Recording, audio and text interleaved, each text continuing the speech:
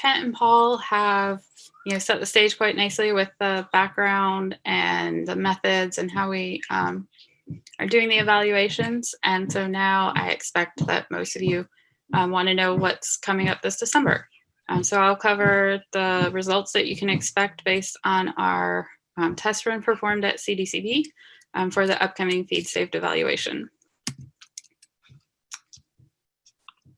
But before I get to that and into the evaluation results, I want to touch on the data going into the evaluations. So as Kent and Paul described, there was a previous National Institutes for Food and Agriculture project where data were collected for cows in mid-lactation for a minimum of 28 days, but typically for at least those 6 weeks or 42 days.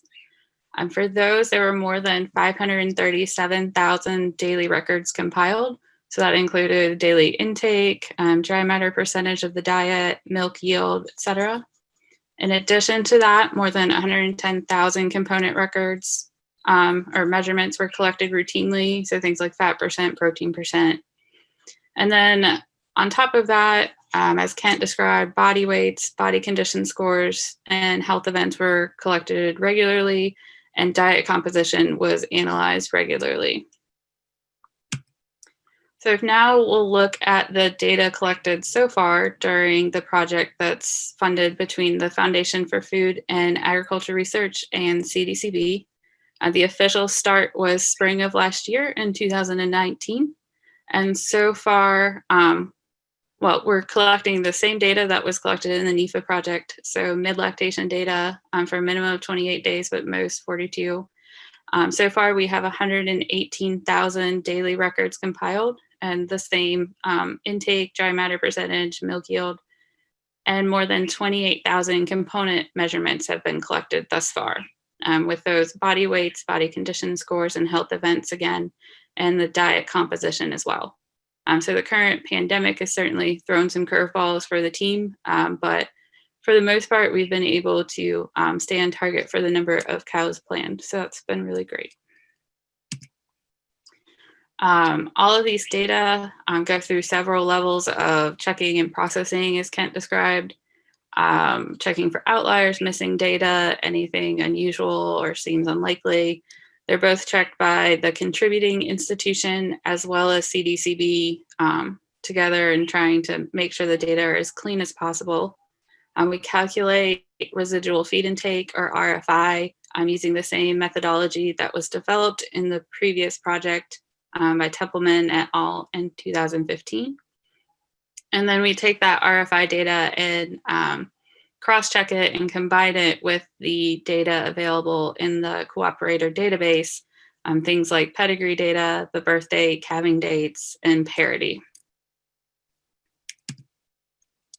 So if we take a look at the current RFI phenotypes that we have available, I've split this table into the number of phenotypes collected in the NIFA project, and then the number of phenotypes collected so far in the CDCB FFAR project. So the first few institutions that are listed were only participants in the previous project, and so that's why they don't have any values for the current CDCB project. But then following those, you'll see the 5 institutions that are involved in the current project. So University of Wisconsin, Michigan State, Iowa State, Animal Genomics and Improvement Lab or AGIL, and the University of Florida. So to date, we have a total of 6,231 RFI phenotypes.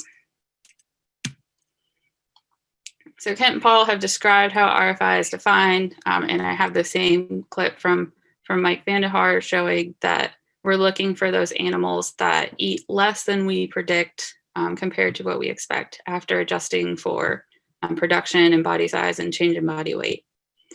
If we take a look on the left, we have the distribution of our RFI phenotypes. As expected, as by definition, they're centered at 0.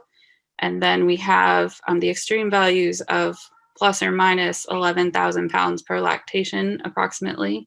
But most records fall within the range of plus or minus 3,500 pounds per lactation with a standard deviation of 1,125. So moving into the traditional evaluations for feed-save now.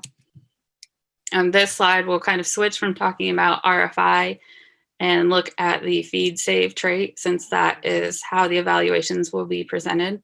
And so again, that's the combination of residual feed intake and body weight composite. So this table includes the traditional evaluation stats for Holstein bulls. The average feed-save PTA was about negative 116 pounds and ranged from a minimum of negative 822 up to 633 pounds per lactation of feed saved. And then the bottom two rows describe the feed save reliability for PTAs and also for parent averages. So those are quite low. The feed save reliability is about 17%. We expect those to be low just because of the limited data, but we do get up to a reliability of 89% for feed saved as well. So given the limited data, I thought it would be interesting to look at the number of sires versus the number of daughters that they have with RFI phenotypes to give you an idea of the data. One caveat with this graph is that the majority of bulls do not yet have daughters with RFI phenotypes. So I've excluded that category entirely from this graph, because when it is included, it just overwhelms everything. But you can see, so the number, we start off at the x-axis, we have the number of daughters for each bull. So starting with bulls having 1 daughter with RFI phenotypes, 2 daughters, and so on, up to a bull that has 91 daughters with RFI phenotypes. And then among the top 100 net merit bulls having at least 10 milking daughters, 7 of those bulls do have daughters with RFI phenotypes so far. So this slide provides some of the correlations with RFI and other common traits. As you can see, we have essentially are close to 0 correlations with milk yield, protein yield, and fat yield. And then for all of the other traits, we have slightly favorable correlations on productive life, about 4%, and livability, 15%. DPR, daughter pregnancy rate, was about 10%. And then all the health trait PTAs averaged about 10% correlation. And this was using bulls born since 2000 with a net merit reliability of at least 90%. So now we'll move on to the expected results for the genomic evaluations of feed saved. So this first slide just provides some general statistics for animals receiving a genomic evaluation. The average feed save PTA was approximately 10 pounds of feed saved per lactation, and that ranged from 738 pounds more eaten to 613 pounds saved per lactation. The distribution of these PTAs is shown to the right, and the average feed save reliability for genomic PTAs was about 31%.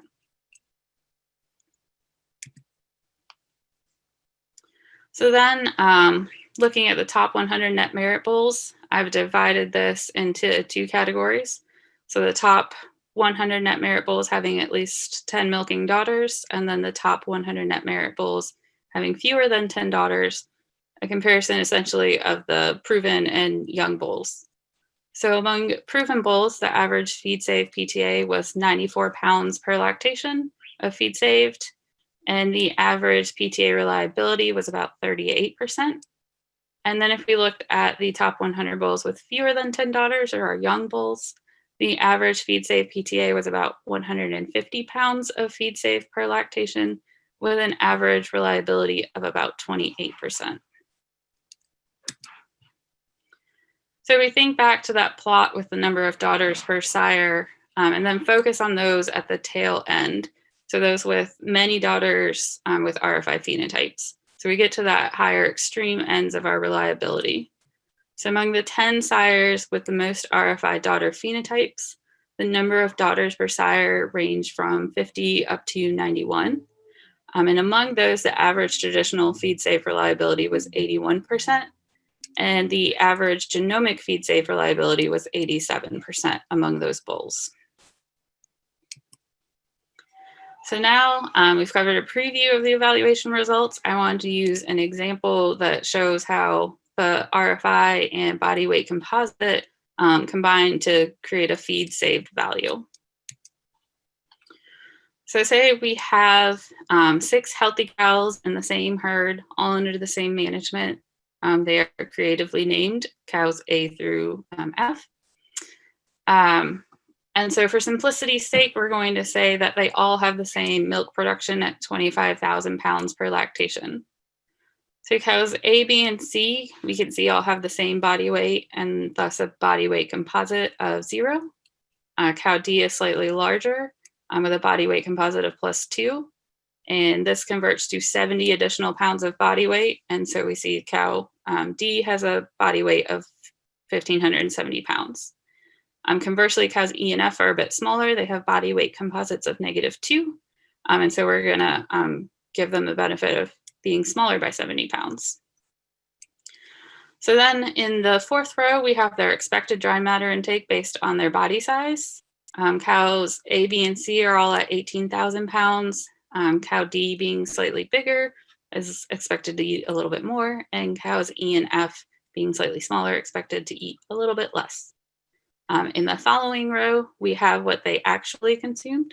So cow A ate exactly what we expected her to. Cow B ate 2 pounds more per day throughout her lactation, so eating a little bit more than we expected. Cow C eating a little bit less, 2 pounds less per day. And then cows D and E ate exactly as we expected them to. And then finally, cow F ate 2 pounds less per day than we expected. So she was ate a little bit less than we expected. So then that will be what we use to determine our residual feed intake. A, she ate exactly as we expected. So expected and actual were the same. She has a RFI of 0. Since cow B ate more than we expected, she has an RFI of 610. We've already gone and switched the signs on this so that a unfavorable RFI is negative here. Cow B ate a little bit less. She has a favorable RFI of plus 610 pounds, and the same for cow F with having a favorable RFI. Then D and E with 0 is eating exactly as we expected. So then now for the final row of feed saved, we'll combine the pounds of feed saved based on the body weight composite and RFI. So each unit of body weight composite is valued at 138 additional pounds, as Paul explained in the previous presentation. So cow F with a body weight composite of -2 is saving us 2 times 138 pounds less feed per lactation. So that gives us the 276 plus her 610 pounds of feed saved from her RFI, and a value of 886 pounds of feed saved per lactation. So in this example, she would be the most favorable, both coming from the fact that she is smaller in size, but also even given the fact that she was smaller, she also ate less, irrelevant of her size, and that made her the most efficient. So lastly, to briefly touch on what kind of changes to expect to see with the proposed net merit changes for April of next year that Paul described in his presentation. This table provides the trait means for the top 100 net merit proven bulls under both the 2018 net merit formulation, as well as the proposed 2021 net merit formula. So feed saved under the 2018 net merit is solely based on body weight composite, since there is no residual feed intake considered. And you can see that by adding residual feed intake, the average feed saved increases by 63 in the new net merit in 2021.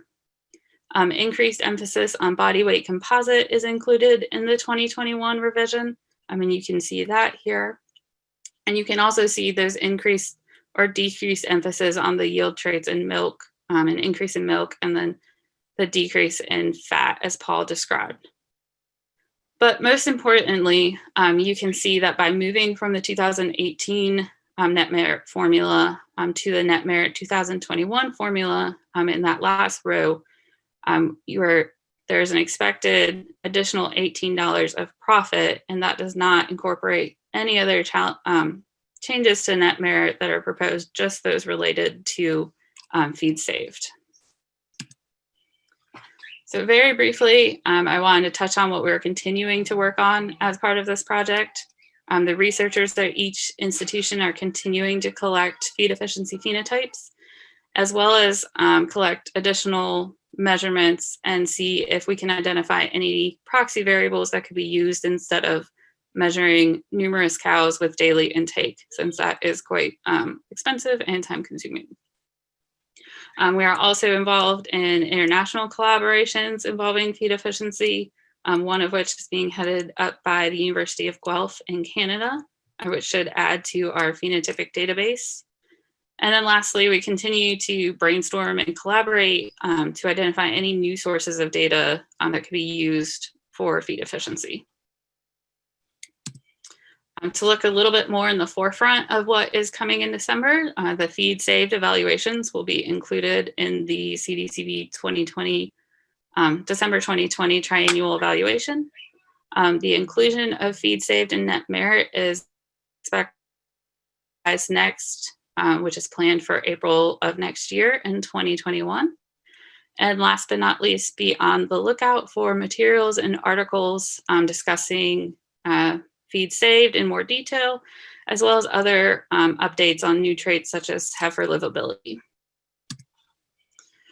So with that, I'd be remiss not to mention that none of this would have been possible without the work of those at the collaborating universities, as well as their graduate and undergraduate students and technicians.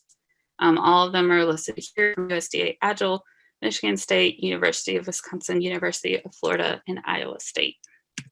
And that's it for me.